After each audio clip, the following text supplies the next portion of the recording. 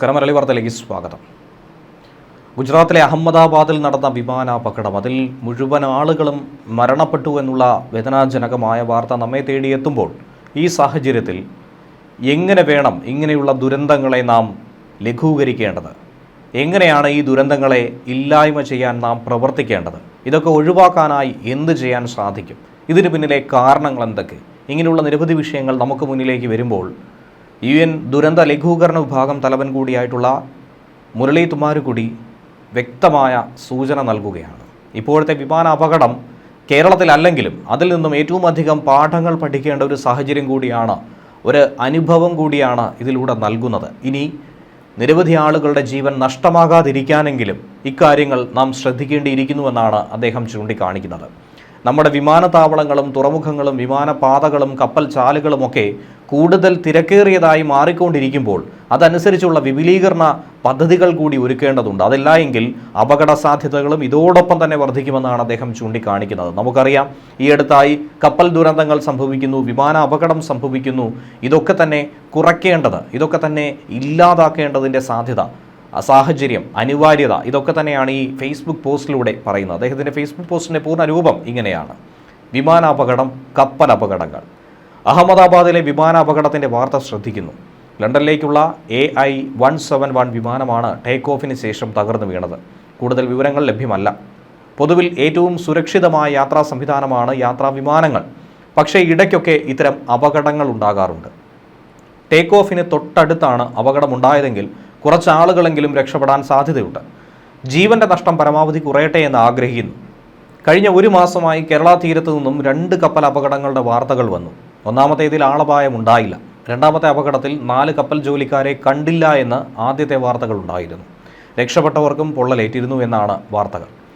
നമ്മുടെ വിമാനത്താവളങ്ങളും തുറമുഖങ്ങളും വിമാനപാതകളും കപ്പൽ ചാലുകളുമൊക്കെ കൂടുതൽ തിരക്കേറിയതാകുമ്പോൾ അതിനനുസരിച്ച് അപകട സാധ്യതകളും വർദ്ധിക്കും.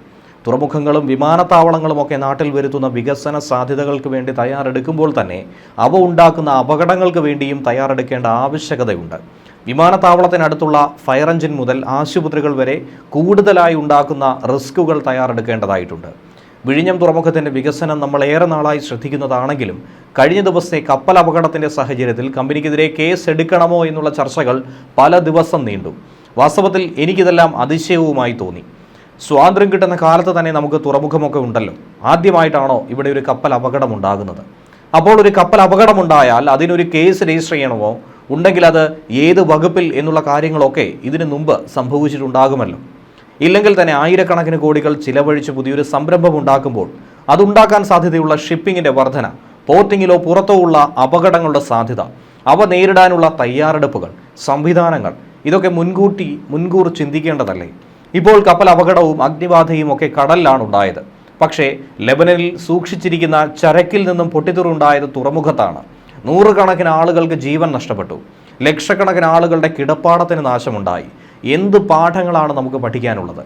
സുരക്ഷാ വിദഗ്ധർ മാത്രമല്ല, കപ്പൽ അപകടങ്ങൾ ഉണ്ടായാൽ അതിൻ്റെ പരിസ്ഥിതിയിൽ ഉൾപ്പെടെയുള്ള പ്രത്യാഘാതങ്ങൾ പഠിക്കാനുള്ള സംവിധാനങ്ങൾ, നഷ്ടപരിഹാരത്തിനുള്ള മാർഗരേഖകൾ, അതിനുള്ള ഇൻഷുറൻസ് നിയമങ്ങളും രീതികളുമായിട്ടുള്ള പരിചയം, ഇവ ഒക്കെയുള്ള ഇൻഷുറൻസ് വിദഗ്ധർ, അഭിഭാഷകർ, പരിസ്ഥിതി വിദഗ്ധർ, ഇവരൊക്കെ നമുക്കുണ്ടോ? ഉണ്ടാകേണ്ടേ? ഇപ്പോഴത്തെ വിമാനാപകടം കേരളത്തിലല്ലെങ്കിലും അതിൽ നിന്നും നമ്മൾ പാഠങ്ങൾ പഠിക്കേണ്ടതായിട്ടുണ്ട്. കേരളത്തിൽ വിമാനത്താവളങ്ങൾ 4 ഉണ്ട്.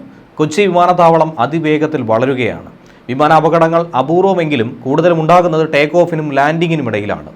ഇത്തരത്തിലുള്ള സാഹചര്യങ്ങൾ നേരിടാൻ നമ്മൾ എത്രമാത്രം തയ്യാറാണ്? സമാധാനകാലത്ത് പരിശീലനത്തിനായി നാം എത്ര വിയർക്കുന്നുവോ യുദ്ധകാലത്ത് അത്രയും കുറച്ച് ചോരയാണ് ചീന്തുന്നത് എന്നൊരു ഇംഗ്ലീഷ് പഴമൊഴിയുണ്ട്. ലോകത്തെവിടെയും ഉണ്ടാകുന്ന അപകടങ്ങൾ നമ്മുടെ തന്നെ തയ്യാറെടുപ്പുകളെപ്പറ്റി ചിന്തിക്കാനുള്ള ഒരു അവസരമാണ്. അപകടത്തിൽ അഗാധമായ ദുഃഖമുണ്ട്.